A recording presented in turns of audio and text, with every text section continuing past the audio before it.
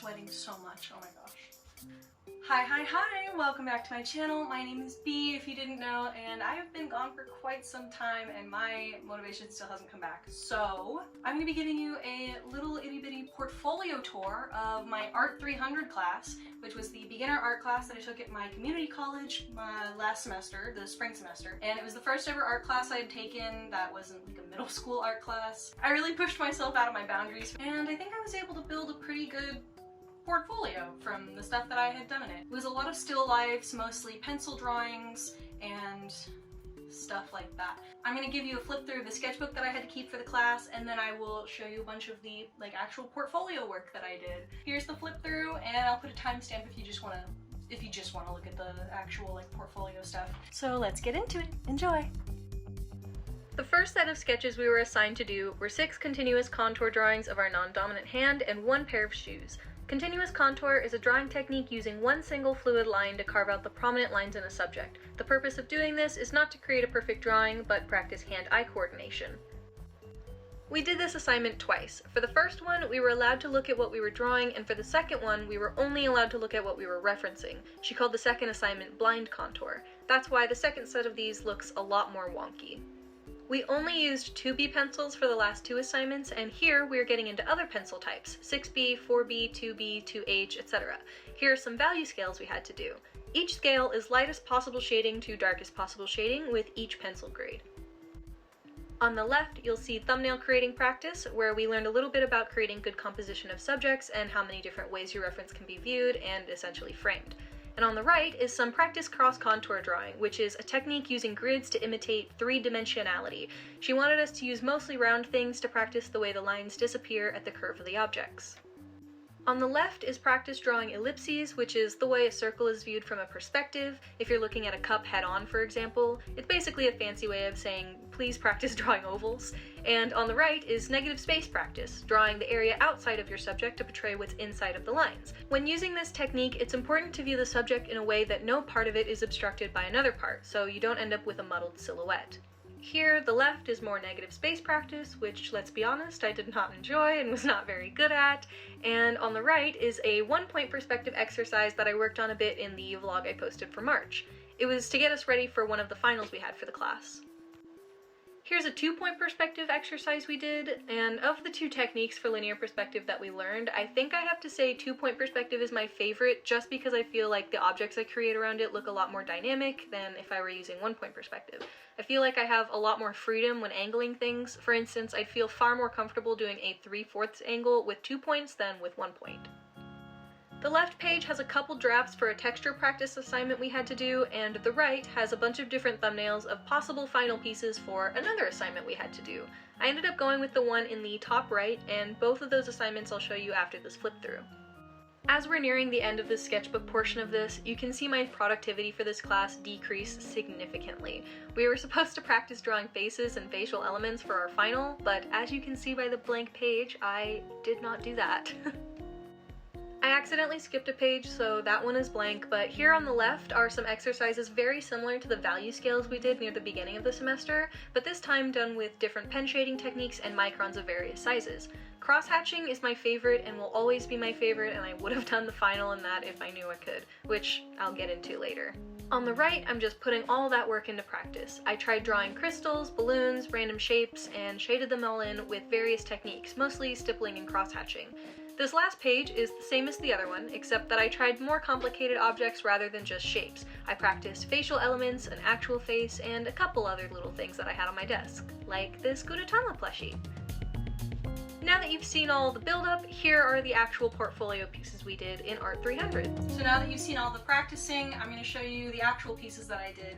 This was the first still life that we did. My professor wanted us to pick 3 roundish pale items so that we could practice shading and drawing round objects. So this is what I picked. It was a wooden egg, a roll of toilet paper, and a light that I had gotten from a wedding that I went to at one point. And I put it on my shelf over there, and I just drew it. I drew most of my still lifes on this shelf right here, if you can see it.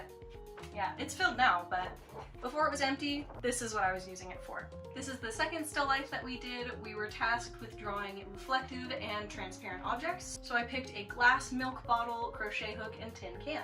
I'm very, very proud of the can. Look at it. Oh God, look at how gorgeous it is. I'm so proud of it. I'm not as proud of the transparent, like, reflecting on this side. I think it could have been much better, but I was crunched with time, I had procrastinated it, and yeah. This one is my favorite that we did. It was the last still life, I believe, and it's white charcoal on black paper. It was a couple crystals and a jar, and this one is my favorite piece ever. If you watched my April vlog, you know that I submitted some art to the student gallery at the end of the semester, and this was the piece that my professor wanted me to submit, so I also submitted a couple other pieces, but this was the main one that she wanted me to submit. And I really, really like this one. I think it's really, really good. It's my prized possession. This would go in my actual portfolio if I had one. This is the only landscape that we did for the class. I went to the park that I usually go roller skating at, and I do all of my like beading dates at, and I just drew like the little creek that's next to it. There was actually turkeys in the original picture, but we were tasked with drawing a landscape, not an animal, so I just left those out for convenience. Very cute. I really like that one. These were some texture studies that I did. I believe this is Cheetos fur and a silk slip that I usually use for backgrounds in my jewelry pictures. Also very rushed, because most of my work that I did for this class was very rushed because I was prioritizing astronomy work over art class, but I still turn out some pretty good stuff, so yeah. And then we also did this one. This was the final non-representational Conte crayon. I think that's how you say Conte, I don't know. I took the whole class and I still don't know how to say it. This was the final non-representational Conte crayon drawing that we were supposed to do. Because it's non-representational, I can't really describe to you what this is, but this was very rushed, so. And this was one of the finals for the class. We had to draw a dream room, and it wasn't necessarily like our dream room, just we had to draw a room, and we had to use all of the perspective things that we learned in the class. And so I drew this one. It's supposed to be a little wizard's room. The bed for the wizard is in the mouth.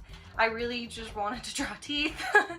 But yeah, I'm actually pretty proud of this one. I've never really drawn a room successfully before until now, and now I can say that I have, so yeah. This was also one that she wanted me to submit to the art gallery. We got to submit 3 pieces. I submitted the one that I showed you before, this one, and then a prompt drawing that I had done for Drawtober in 2020. Yeah, it was this. Yeah, that was the one that I submitted. But funny thing, this is supposed to be, I'll come a little closer.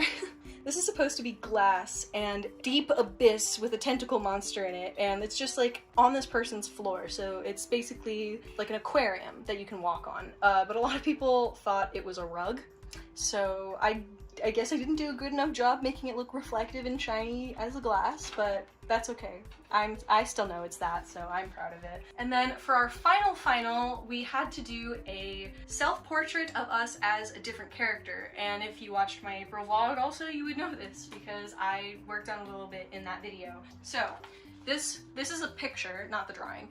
This is a picture that I took of myself, and I made it black and white, and I added a grid to it so I could draw it. And then I kind of drew some stuff on top of it so I knew where exactly the things on the grid would go. I don't know if you could see it. It's drawn in pencil, but it was slightly reflective. This was the final. I'm not done with it yet. I do plan on finishing it because I'm really proud of it. But yeah, this is her. This is what I went through for hours and hours and hours. I did not know I could do anything other than stippling. I thought the entire thing had to be in stippling. I spent so long on this. I was like super stressed by the time I turned it in. I think I turned it in like 10 minutes, not even 10 minutes, like 2 minutes before it was due. But yeah, I was docked points because it looks unfinished, but I was also given points because what is finished looks really good. So I'm very proud of that. My teacher even was like, okay, I'm gonna give you 180 points, but don't tell anybody, so shh, don't tell anybody. I'm so proud of her. But yeah, that's all that I did for my art class. It was an interesting ride, especially because it was online and it didn't really feel like I was accomplishing anything in my academic progress, so, but it counted for something, so I'll take it. So I hope you enjoyed the video. I know I've been gone for a while, but hopefully I'll get back into things pretty soon. Take that with a grain of salt. I hope you're staying hydrated and healthy and creative and safe. Hope you enjoyed the video, and I will see you in my next one. Bye!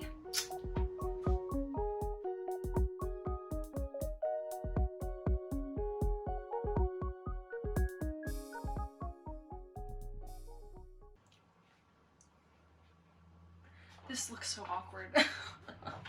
Oy.